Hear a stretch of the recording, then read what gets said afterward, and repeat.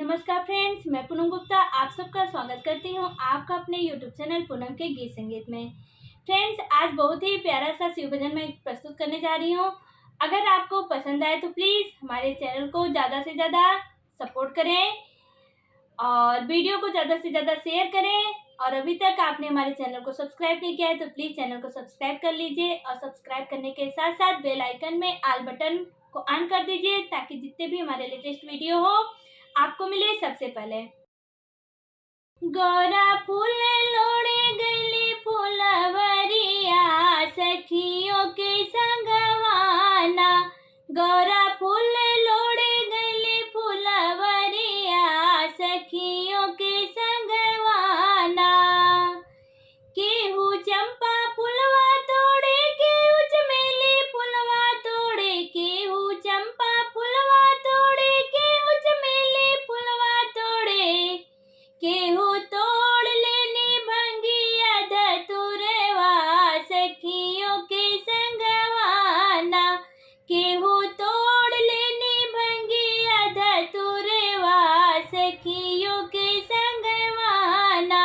गौरा फूल लोड़े गली फुलवरिया सखियों के संगवाना।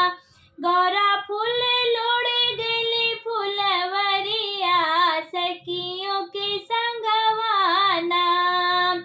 सीता चंपा फुलवा तोड़े राधा चमेली फुलवा तोड़े। सीता चंपा फुलवा तोड़े राधा चमेली फुलवा तोड़े। गौरा तोड़ बानी भंगिया धतुरवा सखियों के संगवाना। गौरा तोड़ रानी भंगिया धतुरवा सखियों के संगवाना। गौरा फूल लोड़े गली फुलवरिया सखियों के संगवाना। केहू राम वारे मांगे केहू श्याम वारे मांगे। केहू राम वारे मांगे केहू श्याम वारे मांगे। केहू मांगे ताड़े बोला बहुरहवा सखियों के संगवाना। केहू मांगा ताड़े बोला बहुरहवा सखियों के संगवाना। गौरा फूल लोड़े गली फुलवरिया सखियों के संगवाना। गौरा फूल लोड़े गली फुलवरिया सखियों के संगवाना। सीताराम वारे मांगे राधा श्याम वारे मांगे। सीताराम वारे मांगे राधा श्याम वारे मांगे।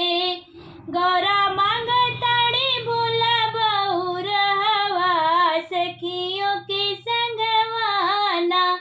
सीता गौरा मांग ताड़ी बोला बहुरहवा सखियों के संगवाना। गौरा फूल लोड़े गली फुलवरिया सखियों के संगवाना। केहू राम जी के पूजे केहू श्याम जी के पूजे। केहू राम जी के पूजे केहू श्याम जी के पूजे। केहू पूजे ताड़ी बोले बहुरहवा सखियों के संगवाना। केहू पूजा ताड़े बोला बहुरहवा सखियों के संगवाना।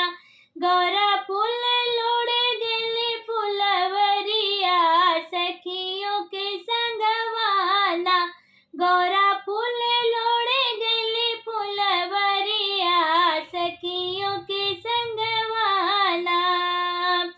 सीताराम जी के पूजे राधा श्याम जी के पूजे। सीताराम जी के पूजे राधा श्याम जी के पूजे। गौरा पूजा ताड़ी बोला बहुरहवा सखियों के संगवाना। गौरा पूजा ताड़ी